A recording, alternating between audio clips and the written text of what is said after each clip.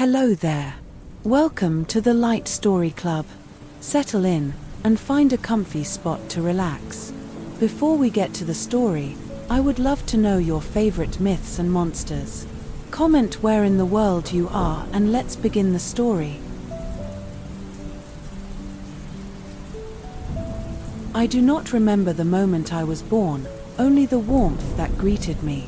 It was not the sharpness of noise nor the brightness of light that met me first, it was a hush.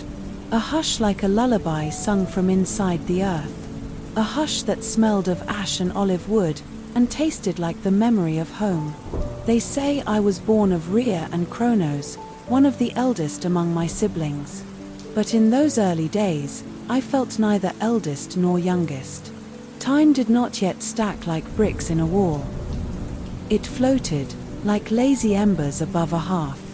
I drifted in that softness, newly formed, unsure of shape, without words but not without feeling. I remember the warmth of my mother's arms. She held me like I was something rare and precious, because I was.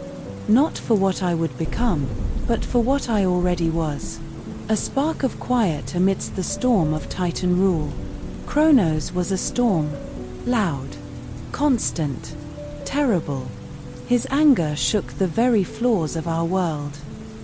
My mother shielded me from much of it, but I always felt the tremble in the stone when he approached. I knew not fear then, only the instinct to still my breath and hide my glow.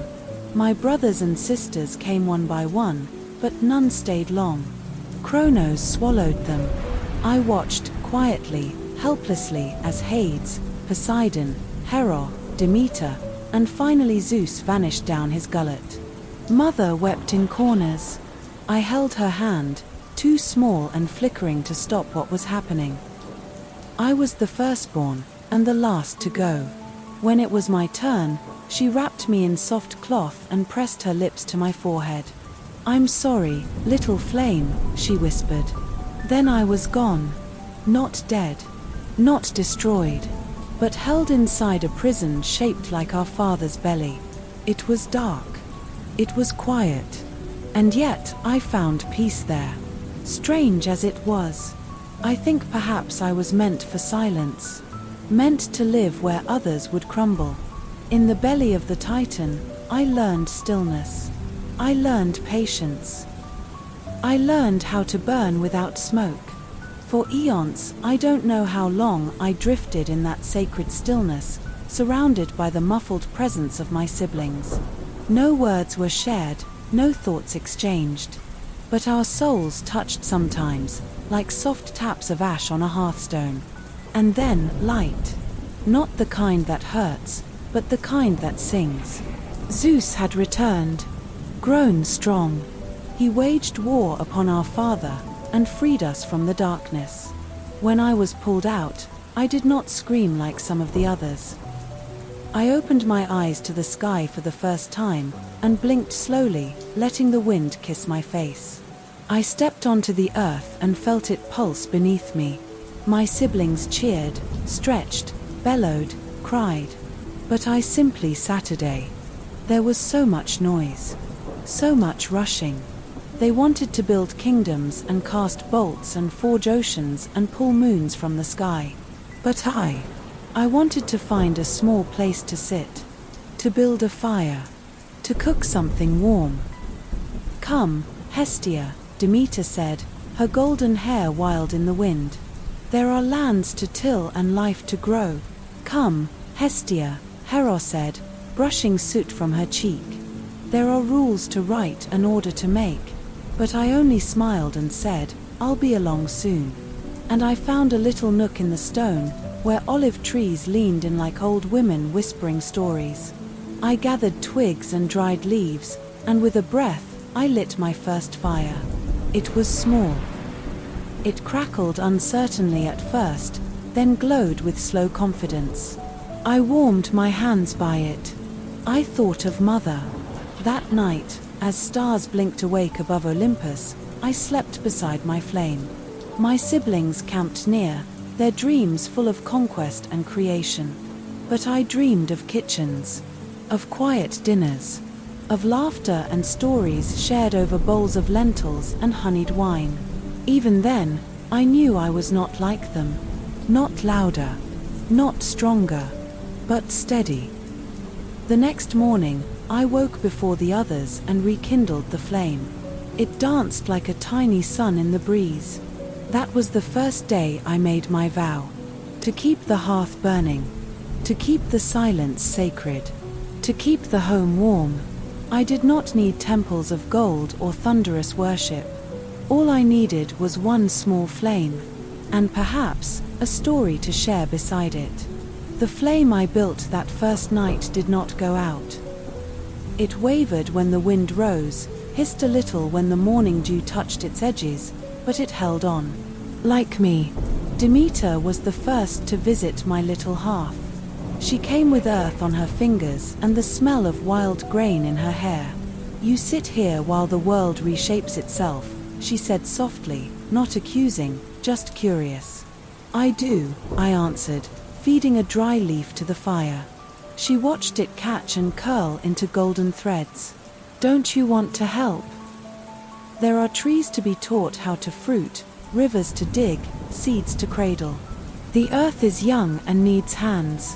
I thought about it. "Then I will warm those hands when they return." She blinked, and then smiled. That lovely, sun-warmed smile that Demeter was always known for. "You are the only one of us who speaks like that." I nodded. "I think I've always spoken like this, even when I didn't have words." So Demeter stayed a while. She brought dried figs and a soft cloth she had woven from the wool of the first sheep. We shared a meal in silence, and I saw something in her soften, like bread rising near heat. "You could help in other ways," she said at last. "Not by plowing or planting, but by reminding others to rest, to gather, to be still." I looked at my fire. "Then I will." That was the day I began leaving fires behind. When Demeter left for her work, I followed her in the mornings, quietly, without saying much. I'd build a small hearth near her fields, and each night she'd return to it. Other beings, nymphs, spirits, even mortals, began to take notice. At first, they thought the fire was magic, a thing to be used. They tossed things into it to see what would burn. They danced near it, sometimes too close. But then someone brought bread. It was a young woman, mortal, brown-haired with a crooked smile. She brought dough, folded it in a clay pot, and placed it near the fire I had built. I watched from the trees. The smell was heavenly. She fed the bread to her children. She tore off a piece and offered it to the flame. "To the hearth that watches over us," she whispered. Something glowed in me that day, something I hadn't felt before. Gratitude. Not for the offering, but for the moment. The quiet. The gathering. More and more mortals began doing the same. I never asked them to. I never demanded praise or tribute. But the hearth became a place of peace. While Zeus threw bolts and Poseidon carved canyons with his trident, I built fireplaces. Simple circles of stone. Places to cook and to sit and to whisper. It was never about the fire itself. It was what the fire invited. One evening, I returned to Olympus. I hadn't been back in days, maybe weeks. My brothers and sisters were in the middle of a great argument about borders, about laws, about temples. They bellowed across the hall, their voices sharp as iron. I stood in the doorway and quietly lit the fire at the center of the room. No one noticed at first. Then Hera fell silent. Her eyes went to the flame. One by one, the others stopped arguing. The room grew still. "Welcome home, Hestia," Hera said softly. I nodded and sat beside the flame. They joined me. Not all at once, not comfortably, but one by one, they Saturday. Someone brought food, another wine. Someone laughed. We had our first shared meal as gods that night. Around the flame I lit. And I knew this was my role. Not to lead armies, not to rule seas, not to chase the sun or guide the dead, but to offer something far older: belonging. I was the eldest, and yet I felt youngest still. My siblings had grown in conflict. I had grown in stillness. It made me different. Not lesser, only quieter. They say fire is wild, but I know better. It can be soft, too. It can wait patiently for someone to come home. Olympus was never meant to be a home, not at first. It was a fortress, a victory perch, a gleaming palace built from the spoils of the Titans, shaped by thunder and salt and stone. My brothers made it tall and terrible. Windows high like watchtowers, floors cold with polished marble. The throne room echoed with pride. It was Hera who changed that first. After the night of our first shared meal, something shifted in her. She was still sharp-tongued and proud, but I saw the way she lingered near the central flame I tended. She'd pass her hand above it, never touching, as if testing for more than heat. One morning, she came to me with a bolt of fabric. "It's too loud in here," she said, glancing at the bare columns and empty walls.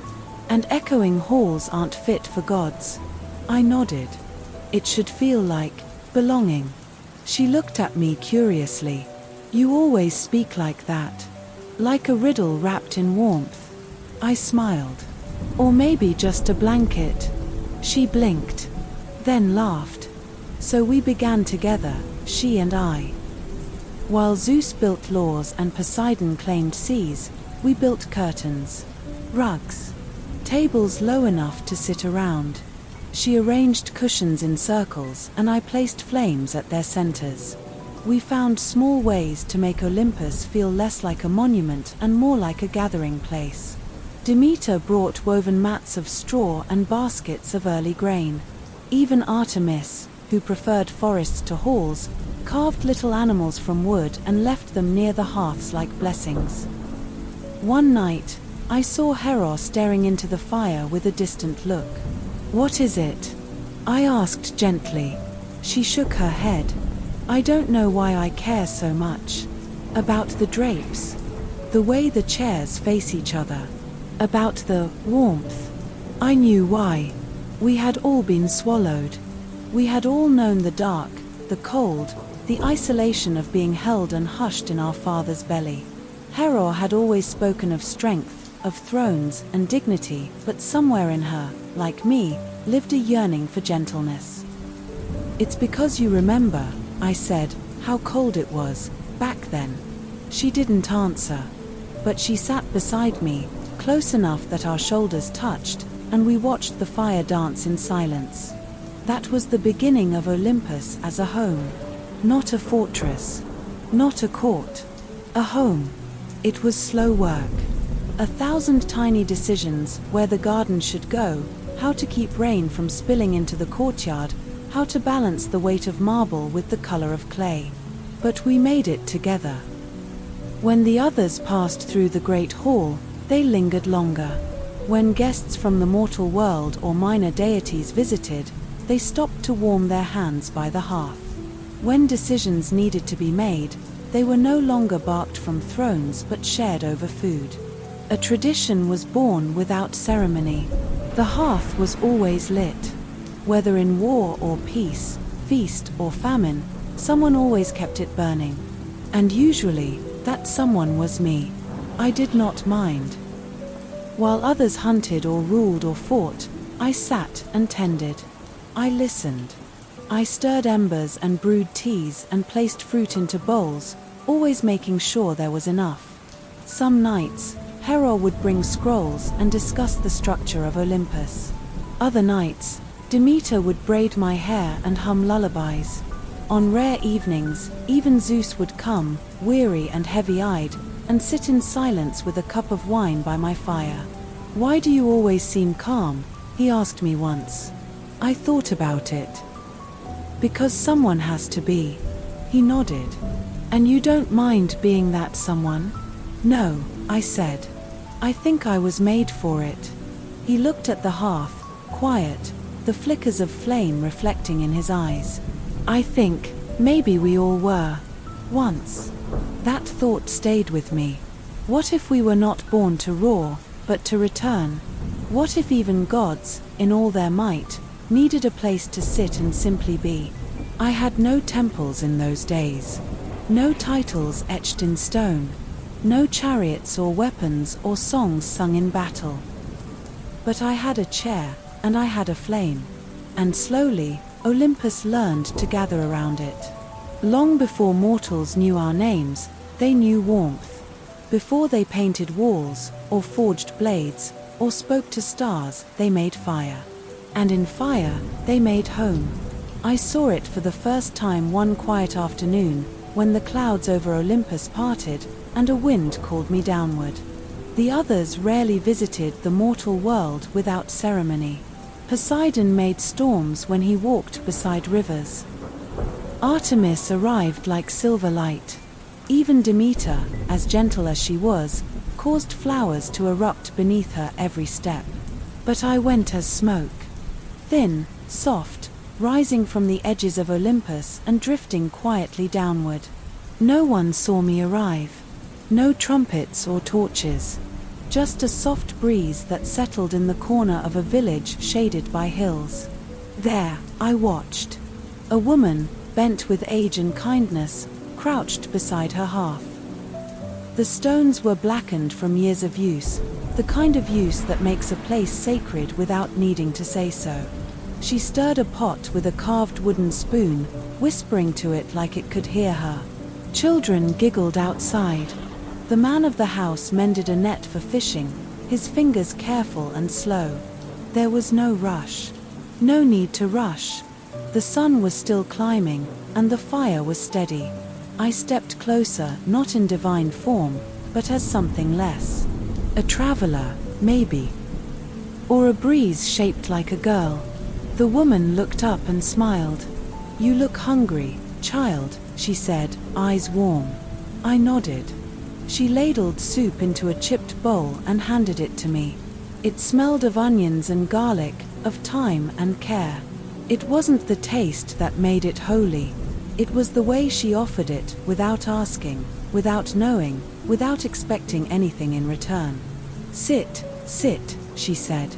"The fire likes company." So I sat a day.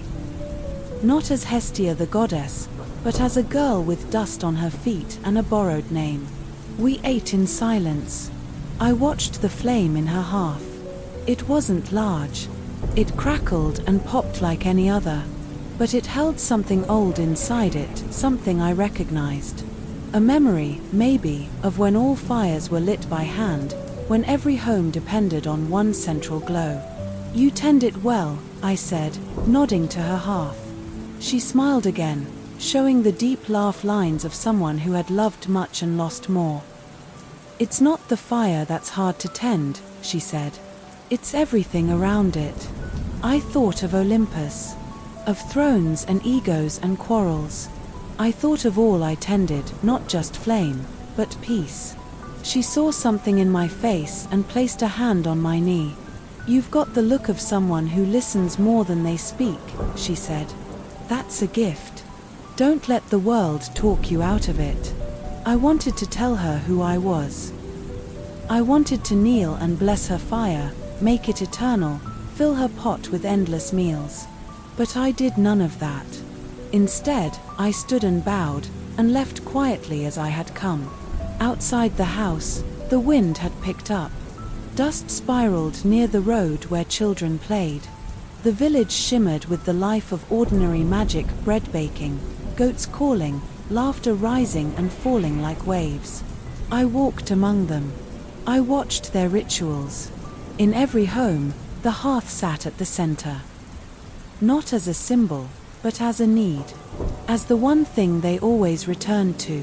And I understood. They did not worship me because of thunder or wine or war.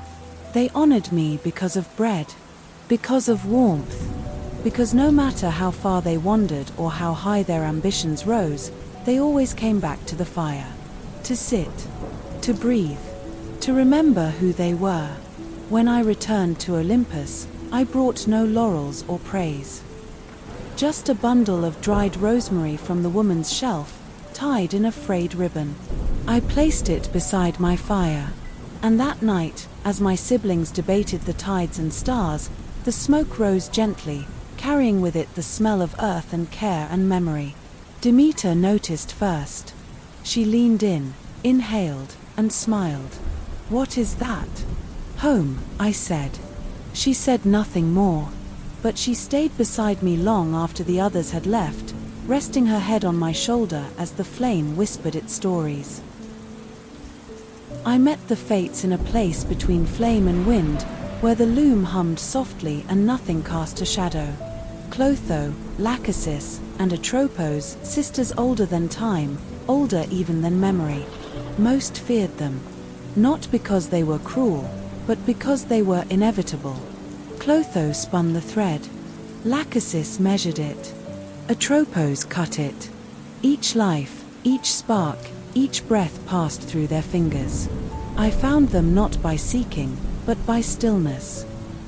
One evening, after tending the central fire of Olympus for what felt like centuries in a single day, I drifted toward the silence at the edges of the mountain. There, the mist thickened into threads, and the air grew still, not with cold, but with waiting. They were there. Clotho looked up from her wheel. Her eyes were dark and wide, like doorways. "You walk softly, Hearthborn." "I am not used to being noticed," I said. Lachesis smoothed a length of thread, her fingers graceful and slow. "You are noticed more than you know. By those who gather. By those who leave." Atropos held her shears, not ready to use them. "Not yet. Even by us." I stepped closer, watching the loom. Thread crossed over thread, an endless tapestry of glowing strands, bright with birth, dim with hardship, broken and rejoined in strange, beautiful knots. One strand glowed near me. "Is that a mortal's life?" I asked. "No," Clotho said. "That is a hearth fire, lit in a cave 3 days ago. It changed everything." Lachesis nodded. "The child who sat by it now dreams of growing strong. He will build, protect, love." Atropos did not smile, but her voice softened. "Not all threads are people. Some are choices. Some are warmth. Some are simply you." I watched in silence. Then I asked, "Does tending fire change the thread?" Clotho replied, "Tending fire changes the weaver." And I knew what they meant. Because even as I sat quietly on Olympus, even as I lit the same flame each day and offered no grand miracles, I saw what grew around me. Peace, patience, place. "Can fire delay the cut?" I asked. They were quiet for a moment. "No," Atropos said, "but it can soften it. It can make the ending beautiful." Lachesis added, "It can bring others close before the thread ends." Clotho whispered, "And sometimes, warmth makes the thread shine brighter." I stayed with them for a long time. Not to interfere, not to argue against destiny, but simply to listen. To learn what they saw from their seat outside of time. When I rose to go, Atropos offered me a gift, not a thread, not a blade, but a tiny coal. A seed of fire. "This one will not burn out," she said. I held it in my hands. It pulsed softly, like breath. "You gave this to me," I said. "A long time ago." Clotho smiled. "We always give fire to those who will keep it." I placed the coal at the center of Olympus. In a circle of stone, surrounded by quiet, it glowed with a light that was not heat, not flame, but hope. And over time, that quiet fire spread. Not in destruction, but in invitation. Wherever a home was built, a fire was lit. Wherever hands met in peace, a spark caught. Wherever someone felt lost, a glow waited. Not all worshipped me by name. Not all remembered the goddess who stayed behind while others rode chariots through the sky. But they remembered the warmth. They remembered the hush of evening, the smell of bread, the way light flickers on faces in the dark. They remembered belonging. And that, I had learned, was the most sacred thread of all. There was a day Olympus stilled. Not with peace, but with pause. It began as a quiet hush in the Hall of Thrones, no thunder from Zeus, no waves crashing in Poseidon's laughter, no rustle of Artemis returning from the hunt. The golden light of morning entered through the high windows, soft and slow, brushing against columns with no footsteps to follow it. I was already there, as always, tending the hearth. The flame in the center burned evenly, unchanged. Yet the stillness around it felt strange, like a breath held too long. At first, I thought it was simply one of those rare, hushed mornings when even gods need silence. But then I listened more closely, and I felt it. Not in the fire, not in the room, but under the stone. A tremble. A whisper, soft and far below, echoing through the bones of the world. Not loud, not dangerous, but ancient. It was not the earth groaning, or the titans returning. It was the silence of a story shifting. I left the hall. No one called after me. No one noticed me go. The courtyards were empty. The air felt heavy, not with storm, but with thought. Even the olive trees that Demeter had planted were still, their branches hanging like listening ears. I followed the tremble down. Past the marble steps of Olympus, past the fields where Eros once danced, past the mouth of the world's edge, until I came to a place I knew but had never entered. The Cave of Echoes. The place where the world first woke. Inside, the air was deep and humming. The walls shimmered faintly with ancient light, reflections from the first dawn trapped in stone. And there, at the very center, was an old fire pit, cold for eons. I stepped toward it, and my coal, the one given to me by the fates, began to warm in my pocket. I knelt, pressed it gently into the center of the pit, and as it touched the blackened stone, it breathed. A slow, glowing inhale, and then a single flame rose, small, flickering, gold as honey and just as warm. With that flame, the tremble stopped. Not silenced, satisfied. The world had been asking a question, and the fire was its answer. Behind me, soft footsteps. It was Hermes, of course.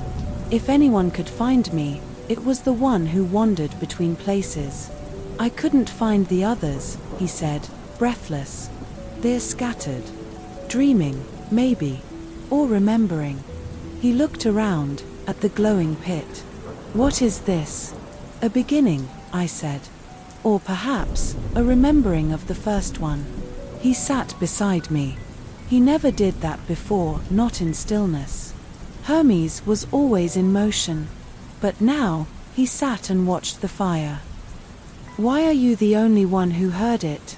I'm always listening, I said. That's what the hearth does.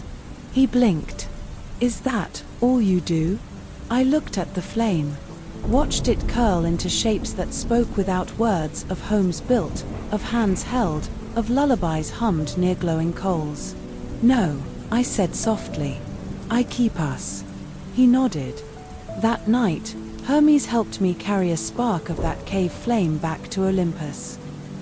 We relit the central hearth with it, and though no divine trumpet sounded, something in the mountain breathed deeper. One by one, the others returned. Not all at once. Not with grand entrances. But quietly.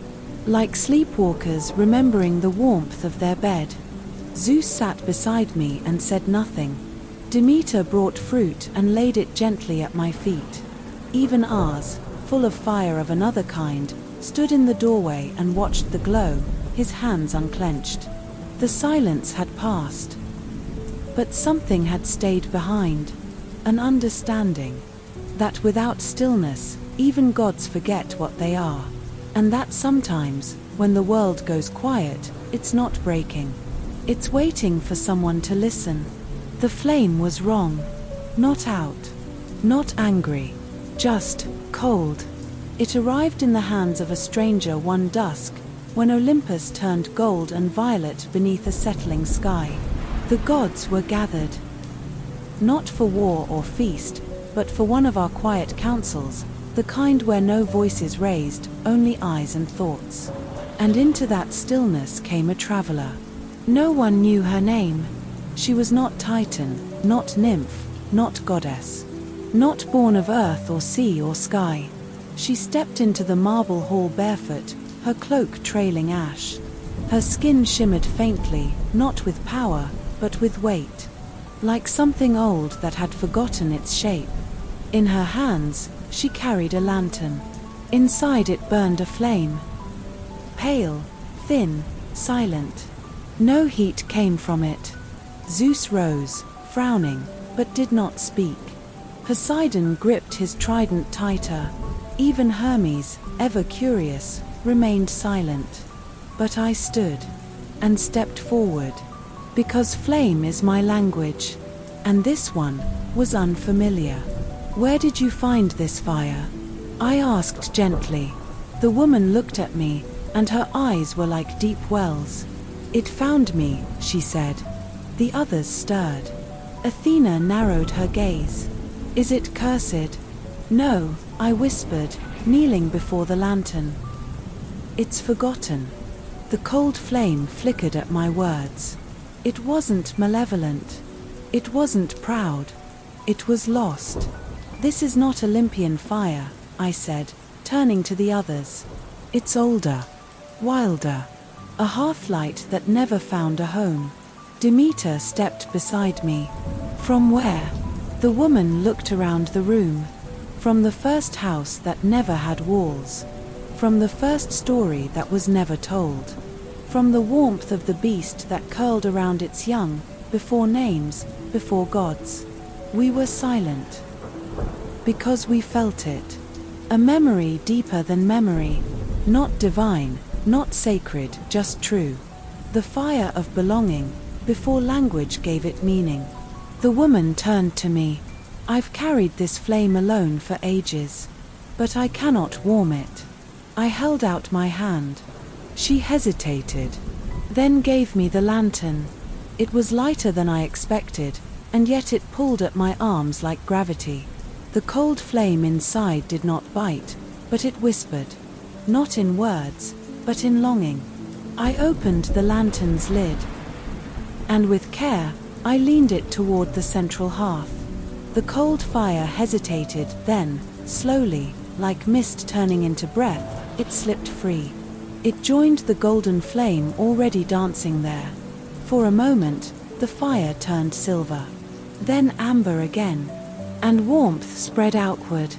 Deeper. Older. Truer. Something in Olympus changed that day. Not with ceremony. Not with lightning or song. But with recognition. A fire older than gods had found its way home. The woman, no longer a stranger, smiled.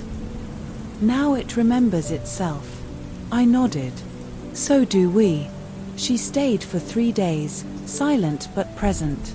Each night, she sat by the hearth, and the fire told her stories in crackles and sighs. On the 4th morning, she rose, bowed once to me, and vanished like smoke on wind. None asked her name. Some things are not meant to be named, only honored. And ever since, the flame I tend has held a second warmth. A quietness so deep it hums beneath the marble. A knowing so old it calms even the thunder. The cold fire had not been cursed. It had only been alone. And now, it never would be again. It started with a whisper. As most storms do. Ars sharpened his spear for the 3rd time that day, pacing the marble halls like a restless lion. Athena watched from the high colonnade, her fingers curled tight around her bronze helm. Poseidon paced below, his eyes fixed on the sea beyond the clouds, where distant sails dared to move too freely. A storm had come to Olympus. Not of wind or rain, but of will. Something had shifted in the mortal world. New kings rose with iron in their blood, and new prayers came with questions, not reverence. Zeus grew tense on his throne. Heros' gaze turned sharper. Even Artemis's silence thickened, her bow always near. But I stayed at the hearth and watched the flame. It flickered not with fear, but with awareness. The gods, my family, were preparing for war. Not with each other, not yet, but with the creeping doubt that maybe. Mortals no longer needed us. One evening, as the council gathered, the room rang with voices. They forget their place, Hera snapped. They forget our place, Athena corrected. We must remind them, said Ars, flexing his grip on the spear. I will drown their cities, Poseidon growled. No, said Demeter softly. You will wash away their crops, their children. Do not forget what grows because of them. Let it all be washed clean, Ars barked. I stood, at last. Not loudly. Not with fire in my voice. But with stillness. Have we forgotten why they ever looked to us? I asked. They turned to me, surprised, somehow still forgetting I had always been there, listening. They worshipped because they needed, I continued. But they loved us because we offered more than fear. Then what do you suggest, Hestia? Zeus asked, brow furrowed. That we sit by the fire while the world moves on without us. I met his gaze, unwavering. Yes. Gasps. A scoff from Ars. Even Apollo turned his lyre away. But I stepped forward. Let us not storm their homes. Let us warm them again. Not with spectacle. With presence. They are not lost to us. They are looking for something real. And we, who have lived so long, have forgotten that flame. Athena's eyes narrowed. Words will not hold their loyalty. No, I agreed. But warmth might hold their hearts. And with that, I reached into the central flame. A single ember came to rest in my palm. It pulsed. Not hot, not cold, but calm. I will go first, I said. I descended to the mortal world once again, this time in my truest form, no longer smoke or girl, but as warmth, as hush, as peace in the doorway. I walked from village to village, placing my ember in hearths long cold, in temples abandoned, in inns where laughter once lived. And mortals felt it. Not in miracles, but in dreams. Children dreamed of hands holding theirs. Mothers dreamed of lost sons returning. Old men, long alone, felt warmth at their backs. The ember had no name to them, but it stirred the soul. When I returned to Olympus, something had changed. Ars still paced, but slower. Demeter stood near my hearth, hands in the earth, coaxing green from stone. And Zeus. He sat beside me in silence, the weight in his shoulders softened. What did you show them? He asked. Nothing, I answered. I reminded them. He didn't reply, but the next morning, he sent a breeze across the fields. One that carried rain without thunder. It was not peace. Not yet. But it was a beginning. A flicker, in the shadow of a storm. And sometimes, that's all a fire needs. I used to think the hearth was a place. A ring of stones, a circle of warmth, a center in a home that stood still while the world spun fast around it. But now I understood, more deeply than ever, that the hearth was not only in homes. It was in people. And once they remembered, they carried it with them.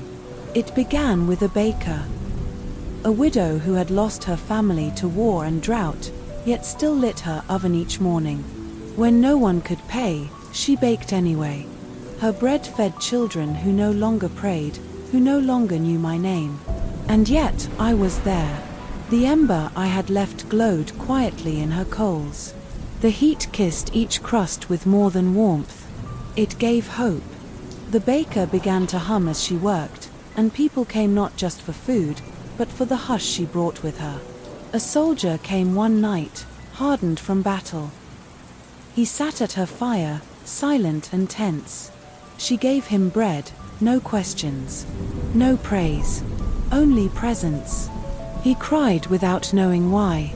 And then, he stayed, began helping, built benches outside her door, repaired her roof, lit the oven when her hands grew tired.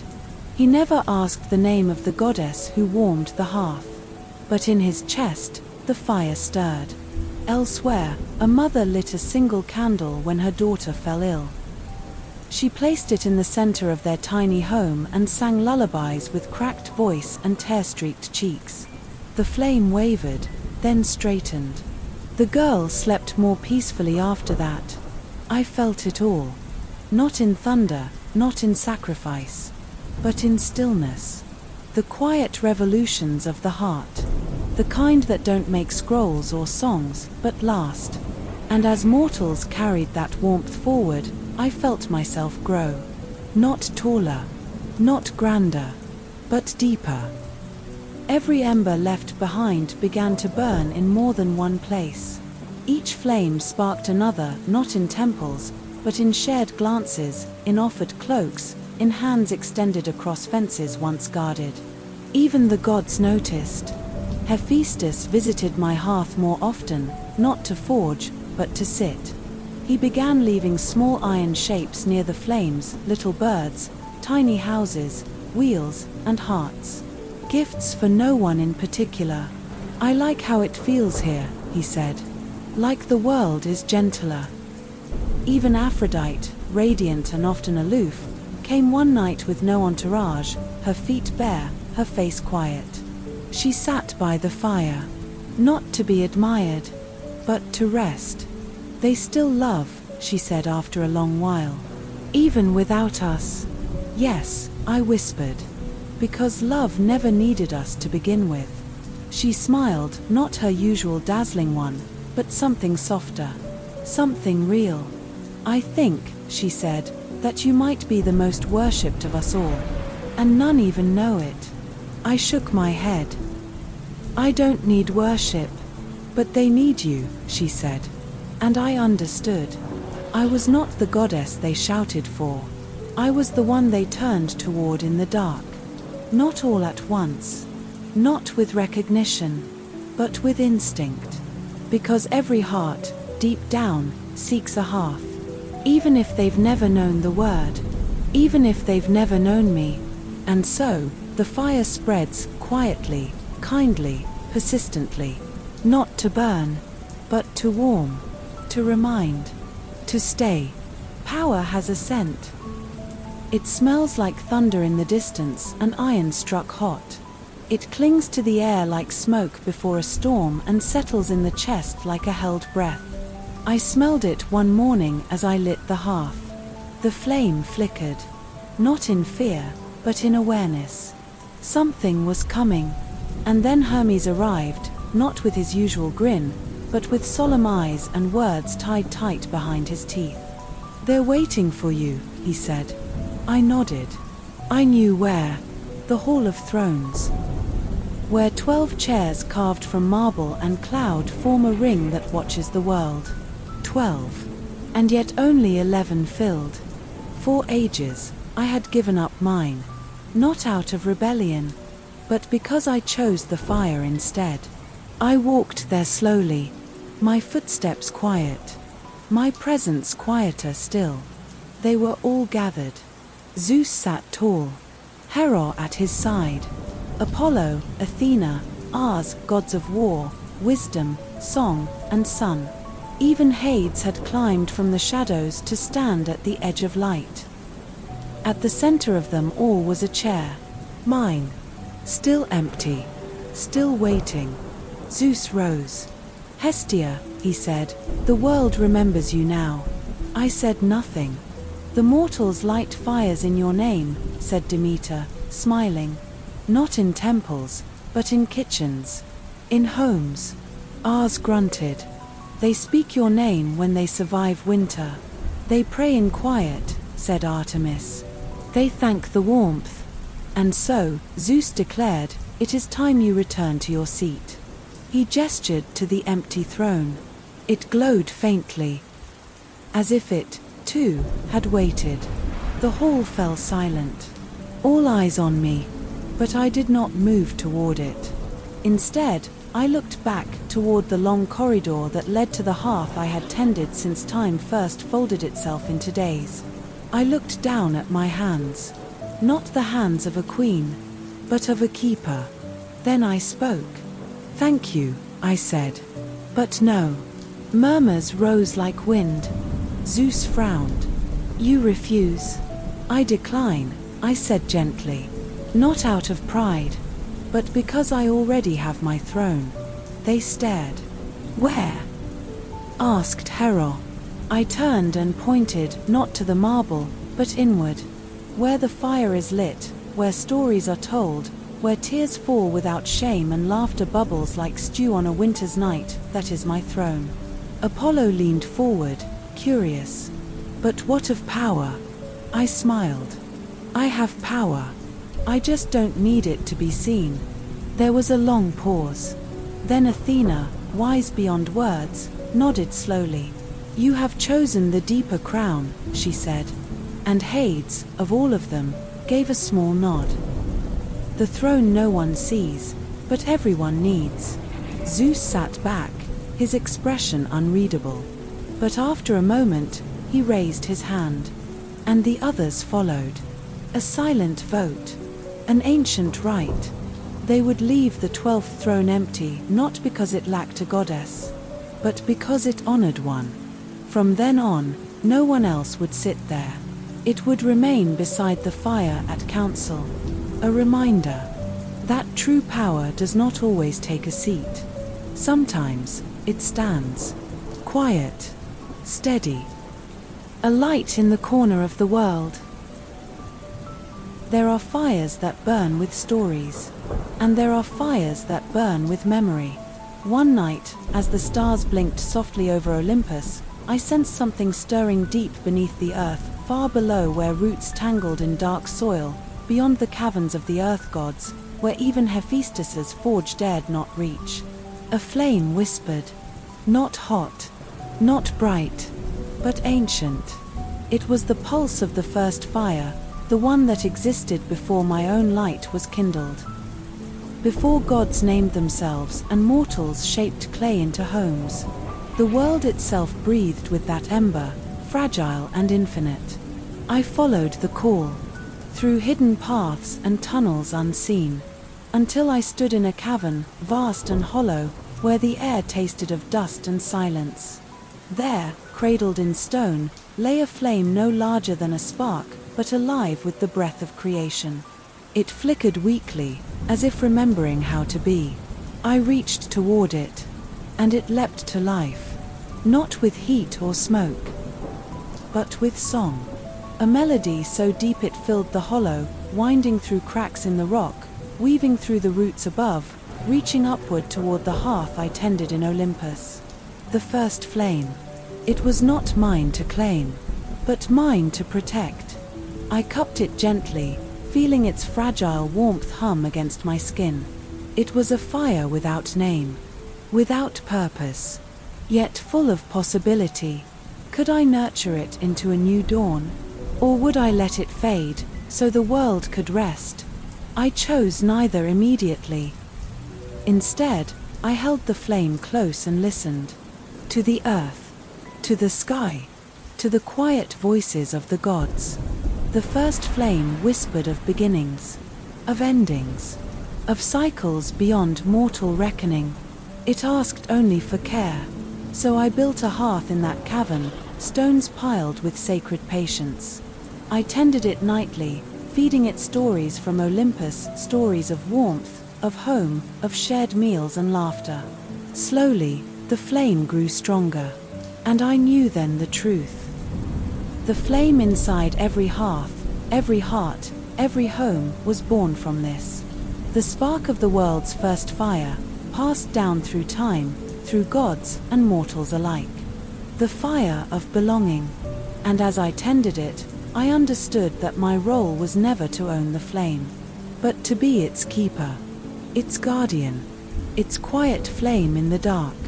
There is a feast unlike any other, a feast without clamor or song, without wine spilled or plates clattered. It is a feast of quiet moments, of small acts woven into the fabric of time like golden threads. The gods gathered for such a feast one evening, summoned not by thunder or decree, but by a gentle invitation from me. It was not announced. No heralds, no trumpets, only a soft glow from the hearth in Olympus, flickering with a warmth that called even the busiest gods to pause. One by one, they arrived. Hephaestus came first, carrying small iron gifts that caught the firelight and shimmered softly. Demeter brought fruits and grains, simple offerings from the earth, not for sacrifice, but for sharing. Apollo arrived with quiet songs hummed low, notes that folded into the hearth's crackling. Even ours showed, not with weapons drawn, but with a softened gaze. We sat around the fire, not on grand thrones, but on simple stones and steps worn smooth by time. No speeches, no contests of power, only presence. We shared stories, not of battles or conquests, but of moments unseen. The mother who lit a candle when her child was ill. The stranger who offered bread without asking for coin. The warrior who laid down his spear to tend a garden. Each story was a spark. Each spark a flame. We spoke of the world beyond Olympus, the mortal realm that often felt distant and loud, but in these stories, it was close, tender, alive. The fire listened. And in its warmth, even the gods who had been cold and distant softened. Hades, who rarely left his shadowed halls, shared a tale of a lost soul he had comforted not with judgment, but with understanding. Athena spoke of wisdom found in silence, in the spaces between words. Zeus, mighty and often stern, smiled quietly as he listened. When the night deepened, I rose to tend the hearth. The flames leapt higher, as if nourished by the kindness shared. This is the feast of the unseen, I said softly, where warmth is given freely, and power is measured in love. The gods nodded.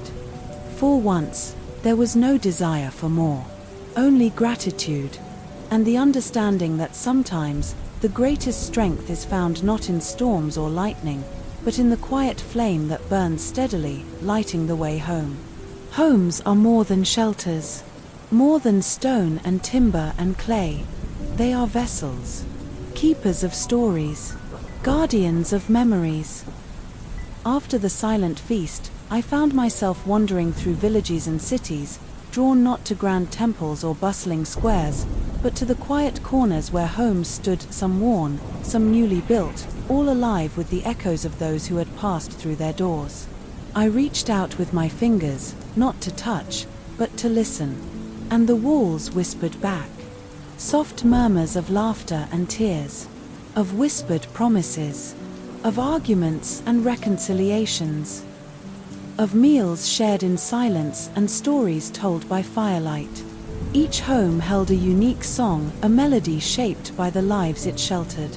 I learned to hear them, to feel their pulse. Some sang of joy so profound it made the hearth blaze bright. Others hummed with sorrow, their flames flickering low but never extinguished. In one small cottage, I heard the steady rhythm of a mother's lullabies, woven into the timber like threads of gold. In another, the nervous hope of a young couple building a life together, their walls still shy but eager to hold their dreams. And in a forgotten ruin, the faintest breath of a family long gone, yet still remembered, still loved. I realized then that my flame was not just warmth or light. It was memory itself, a living thread that tied the past to the present, that connected gods and mortals, that held the world together, even when storms threatened to unravel it. I placed my hands on the rough stone of an old hearth, feeling the pulse of countless flames before mine. They told me their secrets. They asked only for care, so I promised to tend them not just in Olympus, but wherever a hearth was kindled. To be the whisper in the walls, the quiet breath in the night, the steady flame that never wavers. Because a home is not just where the fire burns, it is where the heart feels safe to rest. There is a gift that cannot be held or given like a token. It is neither gold nor jewels. It is warmth. Not the warmth of summer sun or gentle breeze, but the deeper kind born of fire and kindness, of open hearts and shared moments.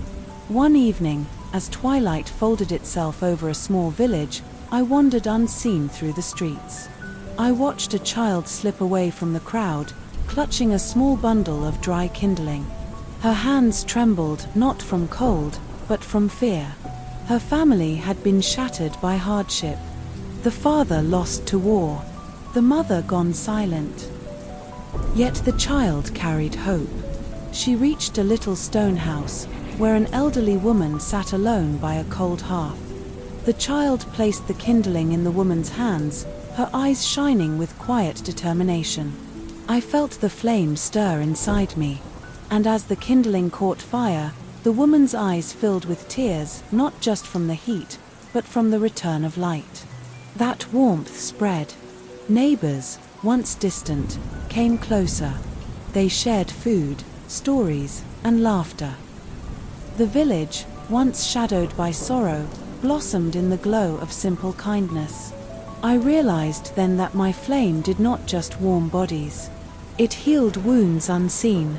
It built bridges where walls had stood. It kindled courage to face the cold nights and the hard days. And not just in mortals. Even gods, wrapped in their own pride and battles, softened when reminded of this quiet power. Ars laid down his sword more often. Athena's wisdom grew tender. Hermes slowed his restless feet. All because of the gift of warmth. It is easy to underestimate. But those small fires, lit in kitchens, in hearts, in hands, carry the strength of worlds. Because warmth asks for nothing in return. It simply is. A promise. A refuge. A light that says, you are not alone. And that promise, I decided, was the greatest gift any goddess or mortal could give. Eternity is both gift and burden. To tend a flame that never dies is to hold time in your hands. For me, the hearth was never just fire. It was a living thread, unbroken and unyielding, stretching through countless ages. But even a goddess feels the weight of endless watching. One evening, beneath the quiet sky, I stood alone beside my eternal flame. Its light danced softly, shadows flickering against the ancient stones. I reached out, fingertips brushing the warm air. The fire whispered secrets of birth and death, of love and loss, of hope and despair. Sometimes, I felt I carried the whole world's heart within that glow. And yet, it was in these moments of solitude that doubt crept in. Would the flame ever falter? Would I? Could the warmth I nurtured in so many hearts across time ever truly be enough? Then I heard a faint voice, carried on the night breeze. A child's laughter, a mother's soft song, the crackle of a fire in a distant home. Not all at once, but a chorus, 1,000 tiny flames joined in harmony. I realized then, the eternal flame was not mine alone to bear. It lived in every hearth I tended, and every heart that carried a spark. The flame did not burn because of me. It burned through me, and through every soul who kindled kindness in the world.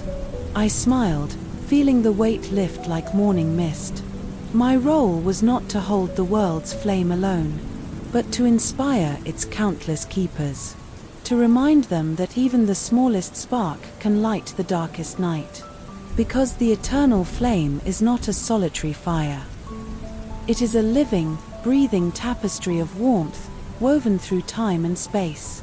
And as long as one hearth is lit, one heart open, one hand extended, the flame will never die. Home is not a place alone. It is a circle. A sacred ring where gods and mortals meet, where past and present embrace, where warmth flows freely and quietly, unseen but deeply felt.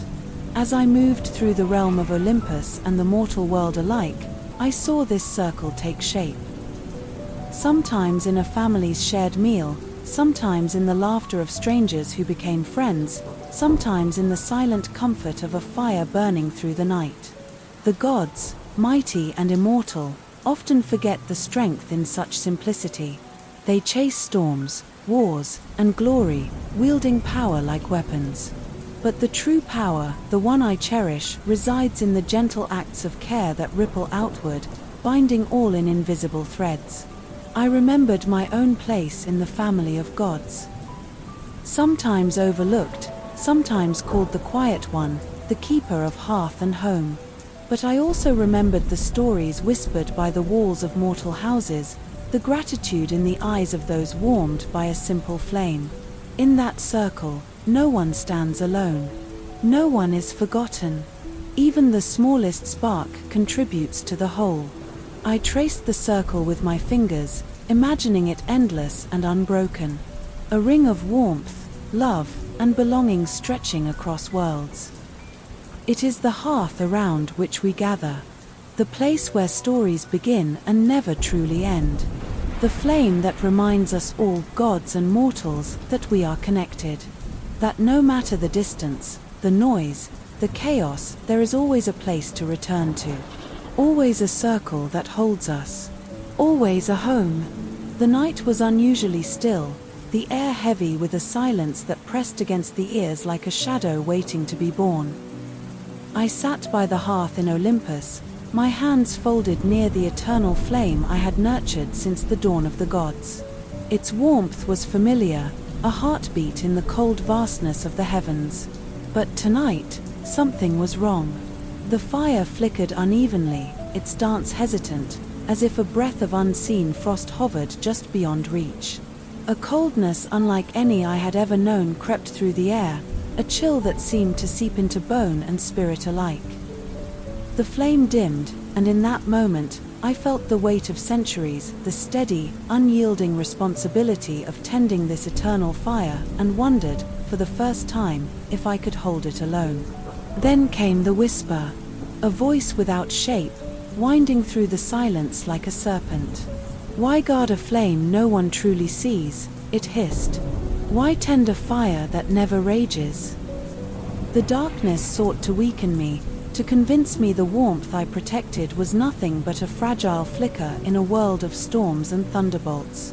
I closed my eyes and called upon the hearth's true essence, not merely heat or light, but the sacred bond it forged between gods and mortals, past and future, heart and home. The gods gathered quietly around me. Athena's eyes, sharp and wise, softened as she reached out, her fingers brushing the cold air, willing it back. Apollo's golden light shimmered faintly at the edge of the hearth, adding a ray of hope.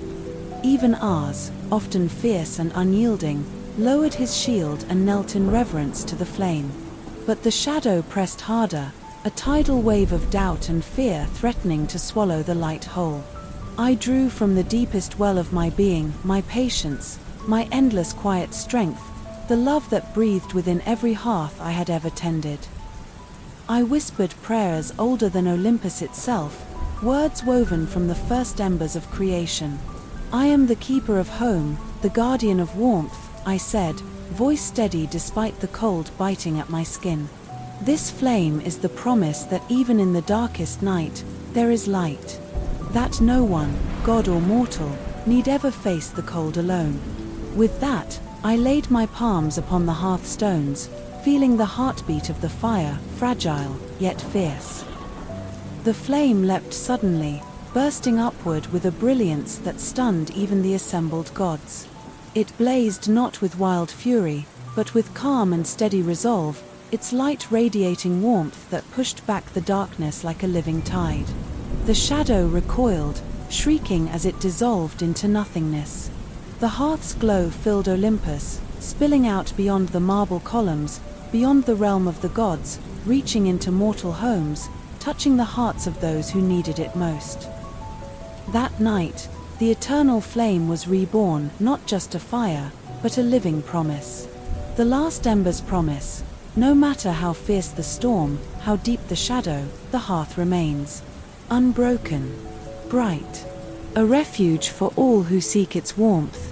And in that flame, I found a strength I had not known I possessed, a quiet power, born of steadfast love and unwavering care. A promise that I would keep, for all time.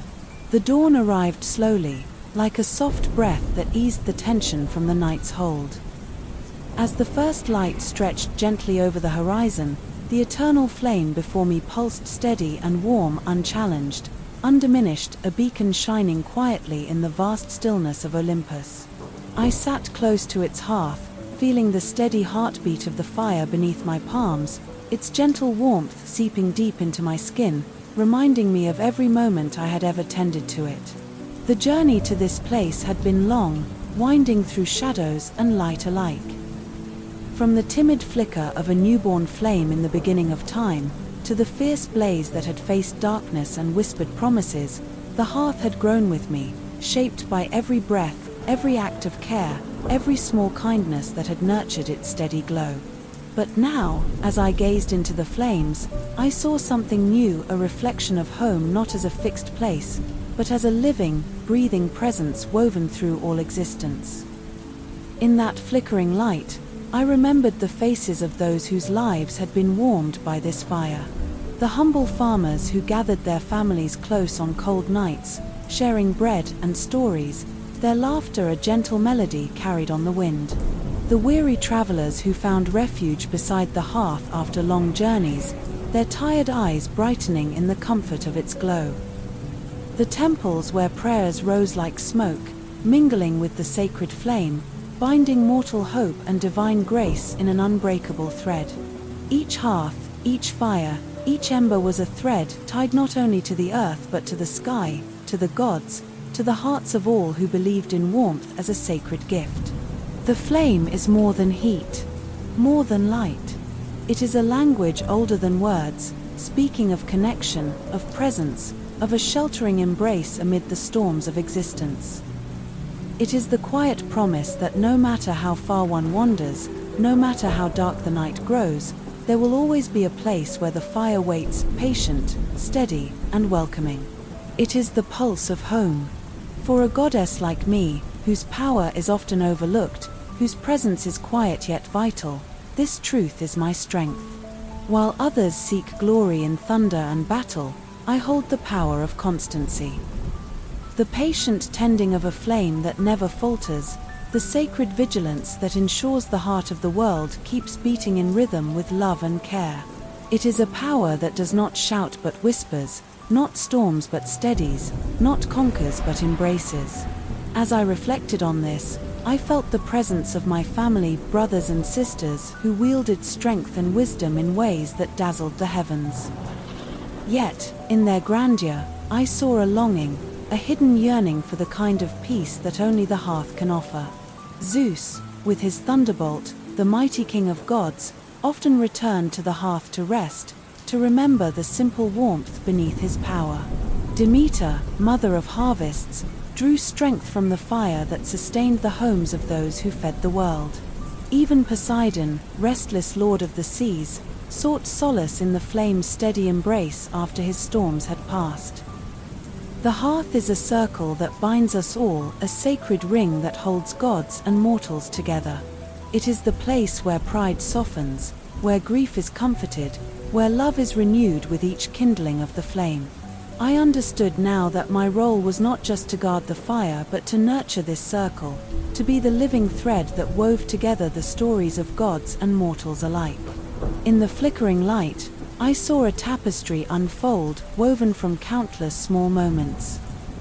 The mother soothing her child by firelight, the stranger offered a seat by the hearth, the laughter shared over a humble meal, the whispered prayers carried to the skies. These moments, simple and sacred, hold more power than the mightiest storms. They are the quiet revolutions that change worlds, the soft embers that kindle hope where despair once dwelled. And so, as the golden light of dawn spilled across Olympus, I made my peace with the eternal flame. It was not a burden, nor a lonely vigil, it was a homecoming. A return to the core of all that matters. To the sacred space where warmth flows freely, where hearts open wide, where the soul finds its rest. The flame before me burned brighter than ever, not wild or fierce, but calm, sure, and full of quiet joy. It was a reflection of all I had become and all I had yet to nurture. A promise that no matter where the world may turn, no matter what storms may rise, there will always be a place to return to. A place where the fire waits, where the circle is unbroken, where every flicker holds the memory of home. And in this flame, I found my truest self, not just as a goddess, but as a keeper of connection, a guardian of love, and a silent witness to the endless dance of life. For in the hearth, in the warmth, in the steady glow of the homecoming flame, I am at peace. Thank you for listening to this light story. If you enjoyed this lovely tale, be sure to hit that like button and subscribe. Light Story Club will be here for when you want to listen to another chronicle to help you rest. Goodbye for now.